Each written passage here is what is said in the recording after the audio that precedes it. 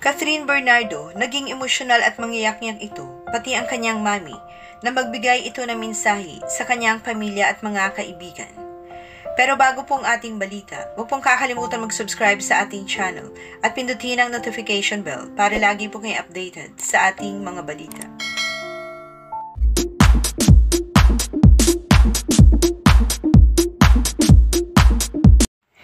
Kahapon Biyernes, February 2, pagkatapos ng ilang buwang haka-haka, ay naganap na sa wakas ang inaabangang contract signing muli ni Catherine Bernardo sa Kapamilya Network. Naroon sa contract signing ang lahat ng top executives ng Kapamilya Network na isang pagpapakita ng suporta kay Catherine Bernardo. At matapos ngang pumirma ng kontrata, ay isa-isang pinasalamatan ni Catherine ang lahat ng taong tumulong, nakasama at nagmahal sa kanya sa loob ng 2 dekada niya sa show business. Kabilang rito ang kanyang mother studio na ABS-CBN, mga fans, kaibigan at kanyang pamilya. Ayon kay Catherine, malaki ang utang na loob niya sa ABS-CBN na itinuturing niyang pangalawang tahanan dahil sa pagbibigay nito ng pagkakataong tuparin ang kanyang mga pangarap.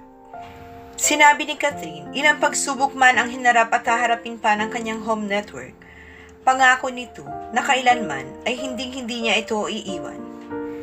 Saad ng actress, I remember in 2020, I made a promise. Sinabi ko sa ABS-CBN na hindi kita iiwan at nandito lang ako hanggang makabangon ka ulit. And today here I am, fulfilling that promise. Ang dami nangyari sa ABS-CBN, but mahal ko eh. Mahal ko sobra yung kumpanya. Together we'll rise despite all the challenges. We'll be stronger and even better. To my bosses, you're like a family to me. In my friends, itong signing ng contract na ito ang dahilan because I trusted you more than anybody when it comes to work.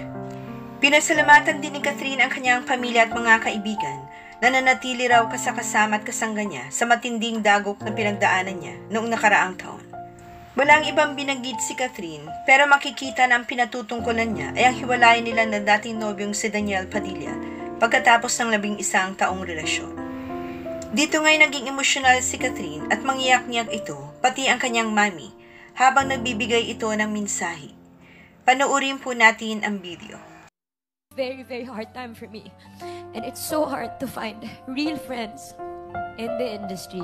So eto lang, wala, pinrove lang nila na, possible pa rin na magkaroon ka ng, makahanap ka ng mabubuting tao sa industriya, on and off cam, and good people. Nandyan sila lahat. And they make my life lighter. They make everything so much better.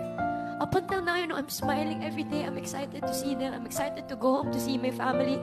I'm excited to go out to meet and, hang out with my friends. Sila yung mga nandyan, especially nung pinakakailangan ko sila. So, thank you for staying and thank you for being with me throughout all this.